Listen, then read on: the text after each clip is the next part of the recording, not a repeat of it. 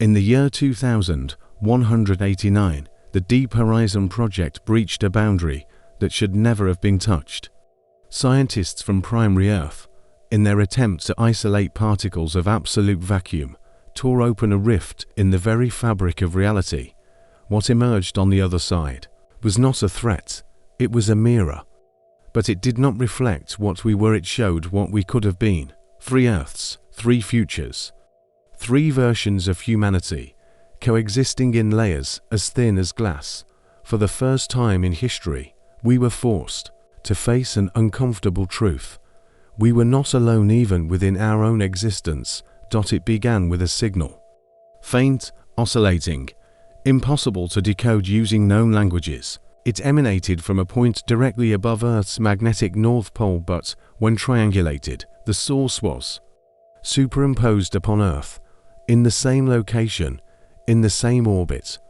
At the same moment, the answer came when the Orion satellite captured infrared images of a planet overlaying ours, visible only at certain quantum frequencies. It was Earth but different, not a replica. A version. Scientists called it Earth 2.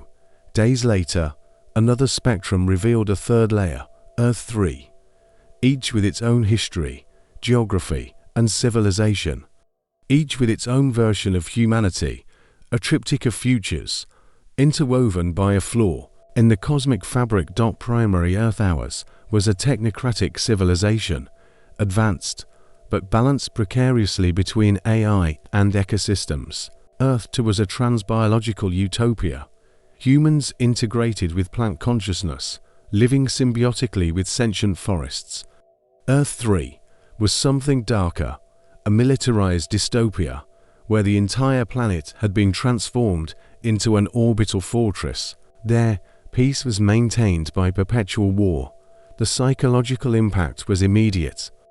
How do you cope with the fact that we are not unique? That we might not even be humanity's final version?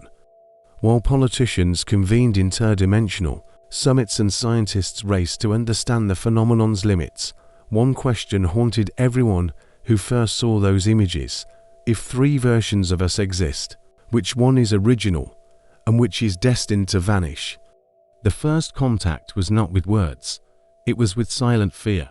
When Primary Earth sent its official message encoded in pure mathematics, it received 3 distinct replies, one with flowers growing inside the digital message, another with radio waves compressed into neural pulse patterns, the third with veiled threats hidden in binary code.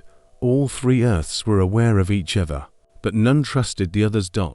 So they forged the first temporal pacts, fragile interdimensional treaties promising non-interference. But even those were shaky. Instability between the realities created nexus zones, intersections, where matter and energy could be exchanged. In theory, they were neutral. In practice, they became fields of covert conflict. Earth 3, with its militaristic logic, seized early nexus zones as conquered territory, erecting defense towers armed with quantum tech capable of freezing local time. Earth 2, more subtle, seeded biointelligent spores in the same zone's conscious plants that observed visitors and responded with adaptive mutations. Primary Earth ... hesitated, observed, tried to maintain balance and fell behind. But the real problem was energetic. Each nexus siphoned small amounts of energy from the connected realities and redistributed it. But the distribution was imbalanced. The reality that dominated a nexus absorbed more power. And the more energy you would ... the more stable you became. The others weakened. That's when sabotage began. Satellites from Primary Earth detected one nexus collapse, but the explosion came from within. Data pointed to an infiltrator from Earth 3, disguised as a diplomat, who destroyed its structure to cause instability among the realms. Balance was gone. War was inevitable, and a chilling question circulated among scientists and leaders. How long can peace hold ... when the mere existence of the other is a threat to you? Nexus zones became more than passageways. They became gates to absolute dominion. Each nexus was unique, some hovering in interdimensional space, others emerging spontaneously in converging geographical spots, mountains, deserts, abandoned cities. Yet even more unsettling, some shifted location. As if reacting to human consciousness, the race escalated when a new nexus appeared in the Ularan Desert on primary Earth, different from the rest. It didn't just connect three realities, it superimposed them. At its center stood something never seen before, an impossible structure present in all three realities at once, but with different forms for each observer. On primary Earth, it was a floating, constantly mutating mirror. On Earth 2, a petrified tree whose branches touched the sky. On Earth 3, a living machine, pulsating with codes and bone. Scientists named it the Codex of Coral. It emitted frequencies capable of folding space between realities, as if it knew where the multiverse was most fragile. All three Earths wanted it, but none could claim it alone. Secret operations began. Earth to send hybrid explorers linked by neural mycelia, able to morph their bodies to withstand dimensional fluctuations. Earth 3 deployed infiltration drones using quantum field miniaturization, undetectable and lethally vibrating. Primary Earth. Center man, his name, Kaelena, an agent trained to operate beyond the confines of the three realities, part of a clandestine program called the Inverted Mirror. Kael was the first human with conditioned memories to respond to events that had not yet occurred. And he was the only one to exit the Ularan Nexus alive. But he did not return alone. He carried a fragment of the Codex and a warning. This is not a key. It is a judgment. The Nexus race became more than strategy. It became a fight for metaphysical survival. And amid the rising tension, a new truth formed like a shadow. At the edge of comprehension, maybe the Nexus aren't connecting realities. Maybe they single quotes testing them. Nexus weren't passages. They were cracks, and what begins as a fissure soon spreads. Days after the Ularan incident, symptoms emerged: spontaneous time shifts, duplicate objects across realities, people with memories not their own, identities in conflict. A pilot from Earth 3, codenamed Drelt 9, awoke in a primary Earth hospital with memories he'd never lived. A peaceful childhood, living parents, a planet without war. But he was a soldier, born in fire, raised in ruins. Now, he wept for a life he never had. Scientists called it inter-reality contamination. But those afflicted gave it another name, echoes of themselves. It wasn't just people. Animals, plants, even weather became erratic around. Active nexus. In a village near a minor nexus, it rained for 72 hours, but locals said the water fell upward. Cameras captured nothing, but their eyes saw. The greatest anomaly, however, belonged to Kaelena. Since returning with the fragment of the Codex, his neurological scans showed something impossible. 2 mental frequencies superimposed in one brain, as though two Kaels coexisted within the same body, and were beginning to battle for control. As more Codex fragments appeared in other nexus, instability exploded. Soldiers fought battles on terrain that shifted in real time. Ambassadors collapsed mid-conference, overcome by visions of alternate versions of themselves. There were reports of conversations with deceased people, but not from the listeners. Original reality. The three Earths were merging at their margins, and the fusion wasn't peaceful. It was painful, organic, as if something outside was attempting to forge a new reality from fragments of the old. Then, the message came, not from a satellite, not from a probe, but from a woman who never existed, or so it seemed in any official record. She appeared simultaneously in all three Earths, in visions induced by unstable nexuses, and she spoke. You are not the first versions, nor will you be the last, but perhaps you may be the last to have a choice. Not everyone wanted to win the war. Some just wanted to remember. As realities fused at the borders and nexuses proliferated like bleeding wounds in the multiverse, a new insurgency emerged. It answered to no government. It belonged to no Earth. It sought no conquest. They called themselves the Echoes of Origin. Defector scientists, soldiers driven mad and returned with new clarity, civilians with cross-dimensional memories, all united by one conviction: the three Earths are not the beginning. They are distorted copies of something forgotten. This idea was considered heresy by the governments of the three Earths. To admit it would be to admit that their worlds were flawed, unreplaceable. The Echoes of Origin believed the nexuses were actually responding to an inverse call, as if something from Earth Zero was trying to reverse the multiverse's expansion, pulling back the remaining fragments. And this reversal would be a conscious choice. The rebel symbol began appearing graffited in interdimensional stations, imprinted in gravitational waves, even whispered in the shared dreams of victims of the dark effect. Not all realities deserve to exist, but every truth desires to be remembered. Forces from the three Earths tried to exterminate the rebels, but failed. They appeared in all worlds simultaneously, wielding knowledge they couldn't have had, predicting attacks before they occurred, discovering hidden nexuses before they were even mapped, as if they were one step ahead of time itself. Kale, now unstable but increasingly lucid in his dual visions, began receiving encrypted messages from the rebels, not through communication channels, but embedded in the nexuses themselves. Lines scrawled on walls that only existed for seconds, phrases hidden in reversed audio, words revealed in his retinas when he closed his eyes, all pointed to a hidden destination, an ancestral nexus, outside of time, beyond choice, where the origin still waits to be remembered. No one heard the scream, because there was no sound, only absence. It happened at an observation post of primary Earth, on the edge of the Lyra Delta Nexus. 3 agents were on shift. At 3:12 their vitals were normal. At 3:13 the post no longer existed. No explosion, no debris, the area was intact, but the post had never existed. Records were erased from databases. The team's memories simply vanished. Cameras captured only a faint glow. And then, silence. Scientists called it total offset. But the Echoes of Origin gave it another name: a reversion.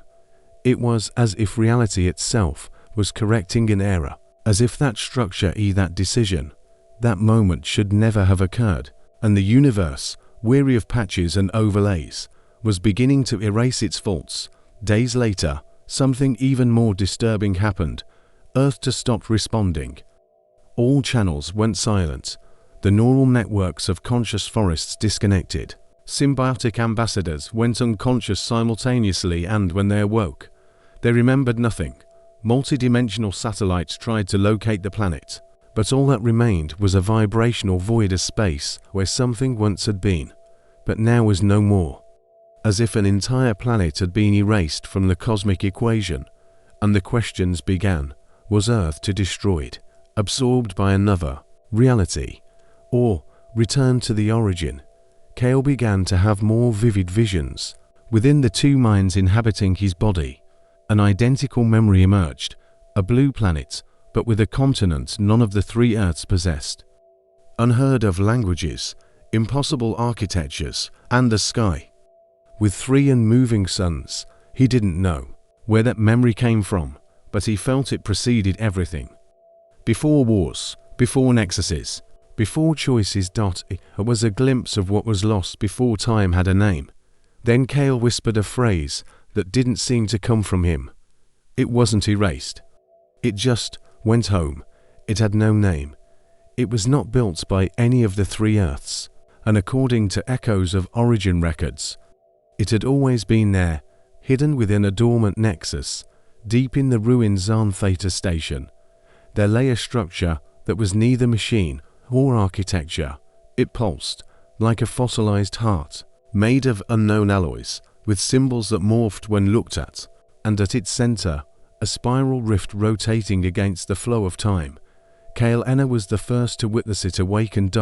As he approached, the spiral glowed in a hue none of the realities contained. In that instant, the ground twisted not physically, but conceptually, as if the idea of where he was being rewritten. The machine was re-editing realities, not as a weapon, not as a creator, more like a cosmic editor, trimming poorly welded multiverse fragments, erasing unstable strands, pasting together coherent remnants of extinct realities. It acted by existential coherence. Not morality, not desire. It's trying to restore the original version of the universe, said one of the echoes of origin. But what was the original version? Someone asked. He replied, the one it was programmed to contain. There lay the paradox. The machine couldn't be created after the universe. It could only exist if the original universe had contained it from the beginning, meaning all three Earths, their wars, their choices, their nexuses might be nothing but unstable code lines, inserted by error or chance, and now were being reviewed. It was then Cale understood the visions, the lapses, the reality overlays within himself. He was not merely a witness, he was a double rough draft, two paths, two versions, and only one would be accepted by the machine. At Zahn Theta's exit, they left a handwritten inscription in carbon ink. It does not want to erase the multiverse. It wants it to make sense. Time no longer flowed in a straight line. It now folded back on itself, like a mirror facing another. Cale Enner was no longer split. He was two coexisting in one body, but with stories, traumas, and memories that cancelled each other out. On one side, the primary Earth Cale, strategic, rational, forged in war's chaos, willing to sacrifice anything for a victory he perhaps no longer understood. On the other side, the Cale of visions, peaceful, curious, with memories belonging to now existing Earth, a man who remembered Earth Zero, though that memory was made of feeling, not facts, and the machine, that silent entity at the heart of the nexus, observed them. Not with eyes, with probability, with coherence. It assessed which version made more sense to exist, not which was stronger, not which was more just, but which fit the universe's original narrative. Cale could no longer fight it, for the battle was now internal. And so, for the first time, the two Cales confronted each other, not with words, but with memories. Images collided in their shared mind, birth in different shelters, love for people who never coexisted, deaths that forged opposite paths. It was there, in that quantum mirror center, that Cale grasped the hidden purpose of the nexuses. They did not merely connect realities, they connected decisions. And by traversing them, every being left behind alternate versions, which gathered like distorted reflections, until one had to be chosen. The machine was not rewriting worlds, it was forcing the multiverse to choose, and now its focus was Cale. At the final moment, both Cales reached for the central codex fragment within Coral. Reality trembled. Then one body fell, no wounds, no blood. It simply vanished from the concept of presence. The Cale that remained couldn't remember which one he was, and that was the point. The machine didn't need identity, it needed consistency. In the distance, a new rift opened in the fractured sky of realities. The original nexus had been located, but crossing it required more than bodies or decisions. It demanded relinquishing one's own history. It was not a structure, not a rift, not even a place. The original nexus revealed itself as a state of collective consciousness, a convergence point where all paths, all timelines and identities folded backward, situated between two dead galaxies, orbiting a star that collapsed billions of cycles ago. The nexus looked like a translucent sphere suspended in the void, but as one approached, it became clear. It didn't reflect light.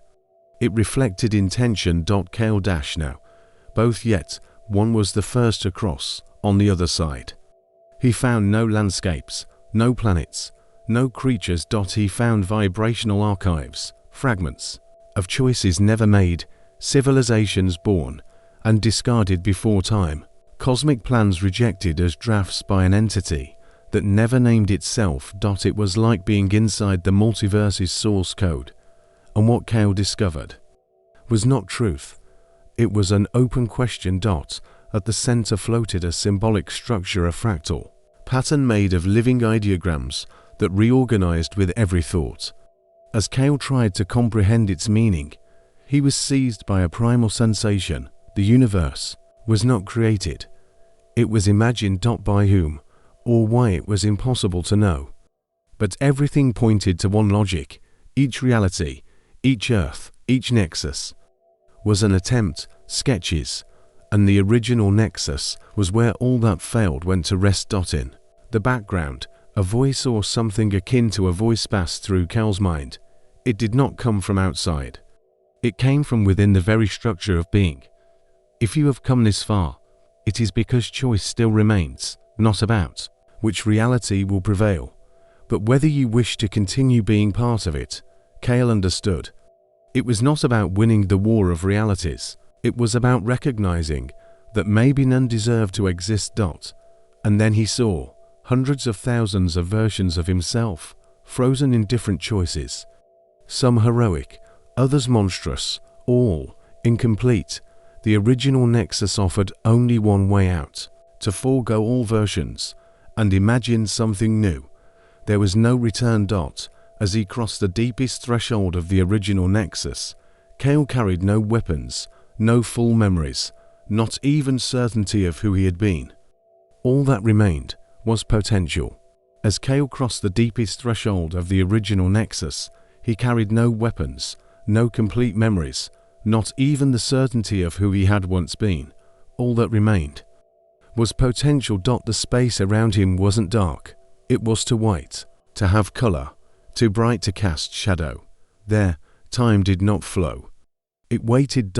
And before him a choice, not a button, not an artifact, but a thought, a decision that would not be made through logic, nor through emotion. It would be made through something far more primal, the spark of creation. Cale understood what the machine had been trying to do, what the nexuses were correcting, what the echoes of origin had whispered all along. The universe doesn't need to be saved. It needs to be reimagined. But what should remain? 3 failed Earths, shattered memories, codes of reality that contradicted one another, or perhaps or none of them. Perhaps the answer was not in what had already been tried, but in what had never been. And so, Cale let go of everything. His identity, his past, the wars, the nexuses, the reflections and mirrors. He did not choose to become a god. He chose to become emptiness. And it was in the precise moment he allowed himself to vanish as a concept that the original nexus glowed one final time, not as an explosion, but as a possibility. At the edge of new creation, something began to vibrate, a sound no ear could hear, a light that was not color, but intention, and a single line of existence emerging where once there was only chaos, a new universe, no versions, no echoes, only a beginning. And if someone, in some distant reality, ever discovers this new world, perhaps they will find within it a fragment of what Cale once was, not as memory, but as foundation. Because sometimes the universe doesn't need heroes or answers, only someone who dares to imagine again.